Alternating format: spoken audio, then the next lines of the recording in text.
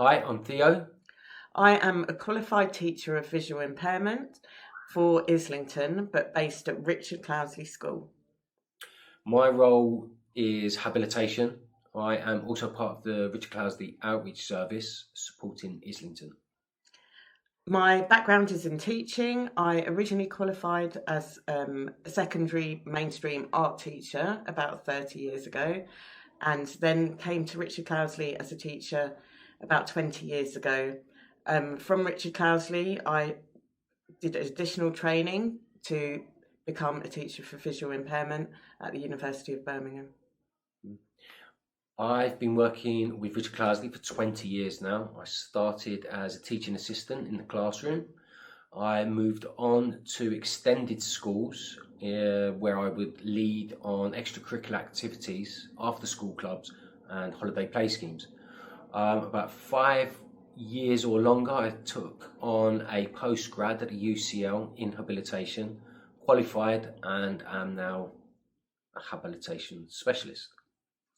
In my role, it's my job to ensure that visually impaired and blind children are able to access the curriculum, but I actually support from birth. So I visit homes, I visit nurseries, primary schools, secondary schools, and colleges.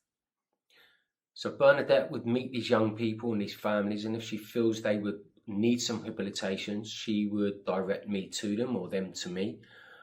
My role would include supporting these young people with mobility, orientation, and independence.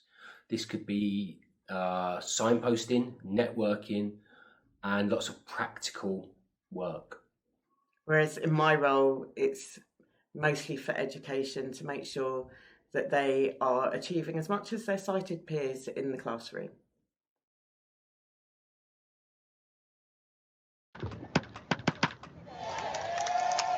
Same, but different. Theo's story.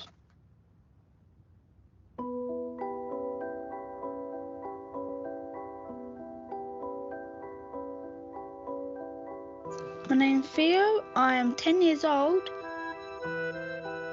There's no one else who's visually impaired who goes karate, but it don't really make a difference because they treat me the same as everybody else, and that's what I like. I don't like being treated different. I think karate is something really, really good to learn because if like one day someone comes up to me in the street and they know that I'm blind, so then they know I won't be as strong as the others, but with karate I learn how to defend myself and all that. Yeah! When I was born I had tumours in my eye, so then I had to take those tumours out, but I cannot see out of this eye now. With my right eye, imagine an alien with one eye and the eye's about this big. That's what I can see. Yeah, don't forget to put your eye drops in, yeah? Every 3 hours I have these little drops that I put in my eye, so I need them, because if my eyes dry out, the tumours might come back to life. Your eyes alright? Yeah. Cool. Okay.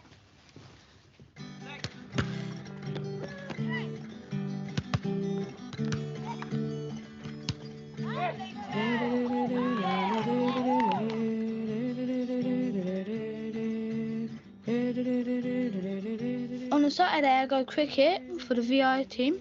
VI means visually impaired.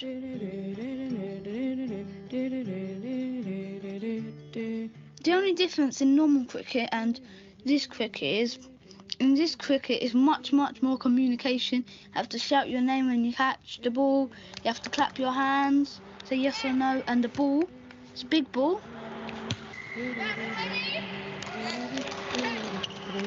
It's got little jingle bells in it, and then you'll hear the ball coming to you. I like it because we get to interact with lots of people who has the same problem, and I think that's really, really good that they've got this.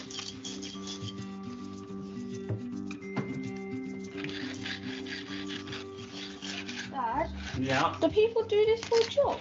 For a living, they do, you know. Sometimes I help my dad. I help him do the easy jobs like carry bucket, paint, scrape stuff off walls for him, clean. Some people will say to me, oh, you might not do this good because you've got an eyesight problem. But my dad, he's really good. He don't even remember that I've got an eyesight problem. He treats me normal. Sometimes you just forget because I act so normal to everyone else. And I think it's really, really good that people give me a chance. Put the work in to save the...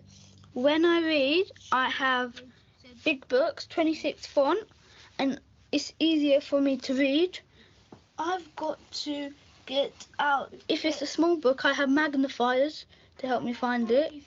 I pedalled forward. On a Tuesday and a Thursday, I have Braille lesson. Braille is when it's an alphabet, but you feel it with your fingers for blind people.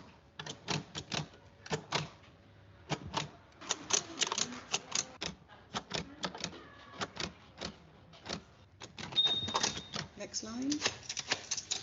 I'm not blind, but I still use it just in case I become blind later on in my life. 5/8. In class, they treat me the same as everyone else there. Good. Well done, Theo. Well done, Jenny. Ron. Good. The only difference is they get blown up papers and they explain it more to me. Write the one you just wrote, and then you change it over here. When people are too nice to me, I hate it because the only difference between me and you is I've got eyesight problems and you lot can see perfectly well. Some of you can anyway. But with my eyesight problems, yeah, I hate it when people treat me like a king. Like, oh, Theo, do you want this? Oh, Theo, here you go. Let me take you to your desk. I hate it.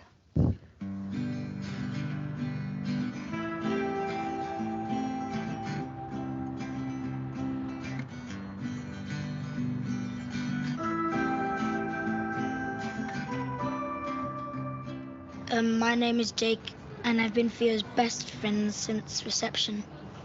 Theo is very, very clever in maths, and sometimes he helps me with my maths, and sometimes games like on the computer. So yeah, he helps me quite a lot.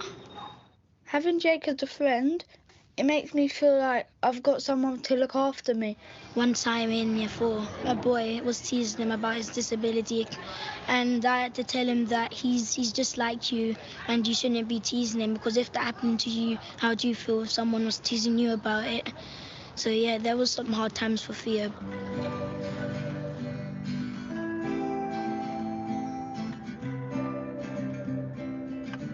I tell people that I've got bad eyesight, I'm half blind and I can't see that good, and I tell them I'm sorry if I bump into you or stuff like that.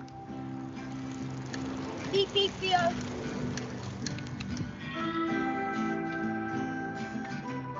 Because I can't see, I have to use my senses a bit more to live. So if like I'm going to the shops and I have to cross a road, I could hear from the cars. If I can't see them, I could hear them.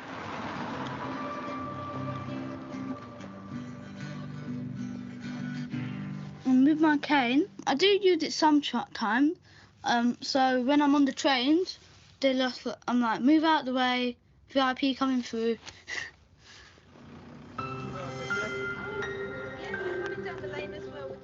At night time, when I go out, I take a torch with me. Sometimes there's lights that's not working, so on that bit I just have to switch on my torch.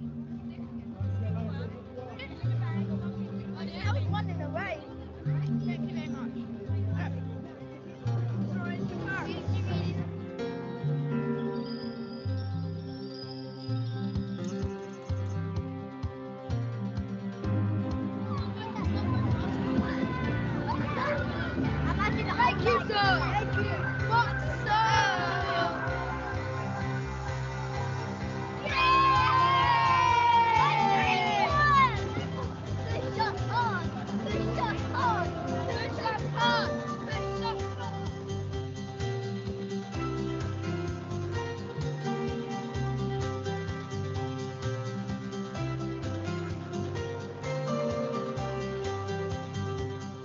Most people with a visually impairment, they find fireworks quite scary, but me, I enjoy it.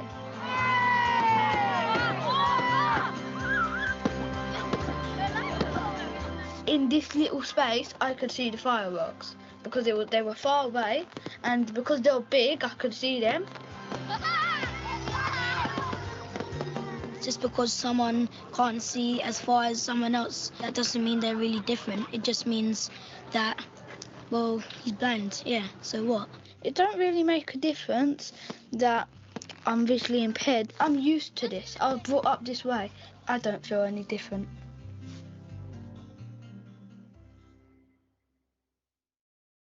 We hope you enjoyed the film about Theo from North London. Although the film was made about 10 years ago now, it still contains a lot of information that is relevant to supporting young people in school. So what we're going to do is we're going to have a look at the video and talk about some of the themes in more detail, and hopefully show how they are as relevant today as they were for Theo some years ago. The first theme that we want to look at in the film is the theme of diagnosis. Generally, a child or young person will receive their diagnosis of their eye condition at the hospital, usually by a consultant or medical professional. The family will be told in clinic, in medical jargon, not always explained as clearly as it could be. Best case scenario, an eye clinic liaison officer will be present, or a family support specialist, and they will be able to break down the diagnosis into understandable terms and language. It's really clear from this film that Theo has a really good understanding of his diagnosis. He's able to articulate his diagnosis and explain it in really simple, easy words, so that other people understand what has happened to his eyes, and especially his peers. Yeah, I think that was quite obvious from the video. Theo's best friend Jake from reception was able to understand Theo's eye condition and how best to support or be a friend to him. So obviously Theo's been able to share that knowledge with the class, with the school. I would hope that, I know that Bernadette visits schools and supports the staff in the schools and tries to share that information as best she can. It is really important. In my experience, a lot of the young people and families that I've worked with, not all have this understanding. This could be a language difficulty. The young person could have other needs that make it a little bit more difficult for them to understand.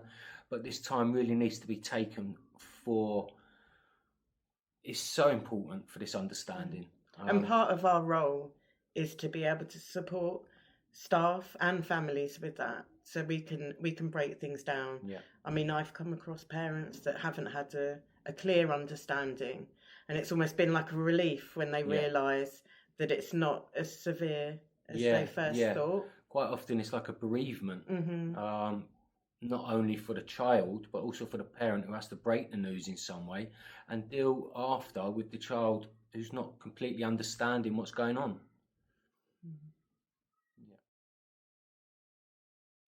So the next theme we'd like to talk about from the video is accessible physical education and sport. So in the video you saw Theo participating in multiple activities that most people would deem unsafe for a young person with visual impairment.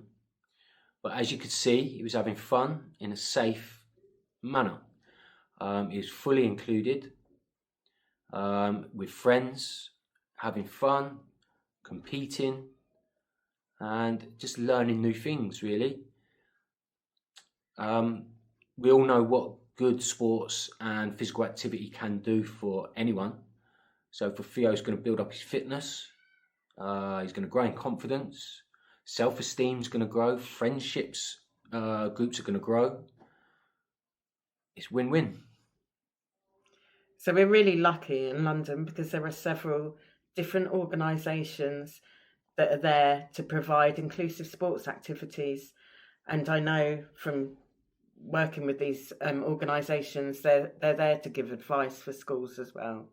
So to name a few, British Blind Sport, Metro Blind Sport, Pedal Power, and I believe even the Arsenal run sessions for visually impaired young people.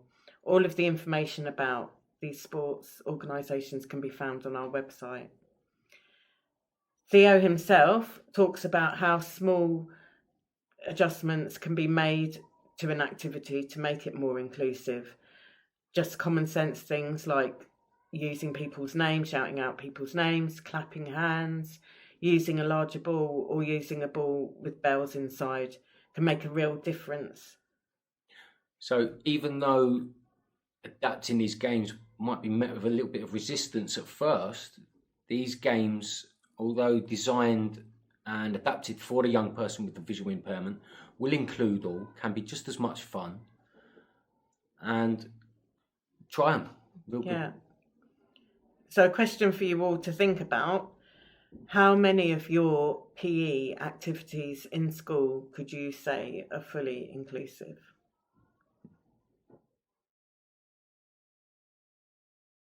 The next theme we're going to look at in the video is the theme of resources.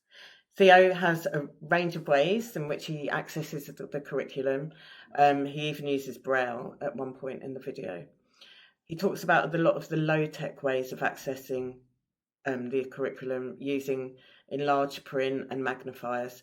But in the classroom nowadays, we find a lot of high-tech ways, such as iPads and laptops, which makes such a difference to accessing for young people. Also, many of the classrooms that I go into have visualizers, which are a really good resource to help support a young visually impaired person. He talks about using a magnifier to read his book. This isn't something that we would generally recommend, as it's quite tiring. We'd always recommend giving the young person the print size that the hospital has specified, rather than trying to use a magnifier to read, because it's quite cumbersome and you could often lose your place. But they do have a place for visually impaired young people. If you're doing looking at a map or a diagram or a science experiment, you might want to use it to really zoom in on things.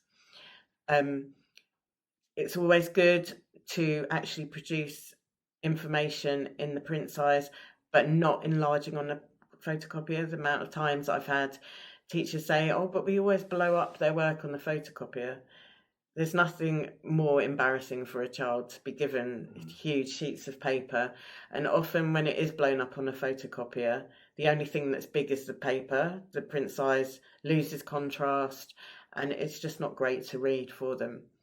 I must say that one good thing that's happened since the pandemic is the use of laptops in the classroom. I think more people are using them, so our young people don't stand out as different as much as they used to when using laptops. Also for homework, it's brilliant that children and young people use Google Classrooms now, because it means that they don't have to take all these sheets of paper home, and then they can enlarge information on the laptop. So it's a lot easier for them to read and to do their work. Yeah. So what you've just heard is resources from a qualified teacher of the visually impaired perspective, access to education, really. So as you know, my role is habilitation, mobility and orientation, moving from one place to another. So resources that we would use could be a long cane, a symbol cane. We could use magnifiers when out to read bus timetables or tube timetables, but we all know smartphones can do all of this now. But we do need to be careful about the vulnerability of taking out a smartphone and be aware of how and when we're doing that. Another part of my role is independence. So resources could be in the kitchen. You'd be amazed at what is available now for to support the need for baking, cooking, anything independence. A good website to check out would be the RNIB shop. The RNIB Bookshare is also there for resources, for education, to get books online in the print size you require for free for schools. Also Customise, which is on the Guide Dogs website. All of this information is on our website. We will help advise what resources are needed, so please don't hesitate to ask. Okay, so we hope you found this useful and interesting. We certainly enjoyed learning about Theo. What I'd like you to take away from habilitation perspective is we need to allow our young people to make safe mistakes and to try not to bubble wrap them. So we were quite intrigued to know what had happened to Theo. So I did a little bit of detective work and found out that he is now 21. He is at university, Keble College, the University of Oxford, studying PPE, politics, philosophy and economics, and looking at a career in politics. Wow. So watch this space.